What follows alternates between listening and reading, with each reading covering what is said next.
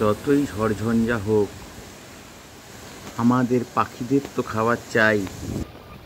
তাই এদিক ওদিক খাবারের খোঁজে যাই আর খাবার খুঁটে খুঁটে খাই। চলছে রেমিল ঝড় বৃষ্টি, আর তার মাঝে পাখিদের খাবারের সন্ধান। নমস্কার।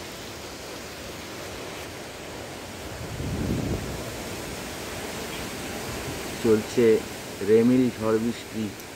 আজ 27/5/24, আর তার মধ্যে চলছে পাখিদের খাবার সংগ্রহ। আমাদেরও খাবার চাই, যতই হোক ঝড় বৃষ্টি, নিস্তার তো নাই, খাবার কোথায় পাই।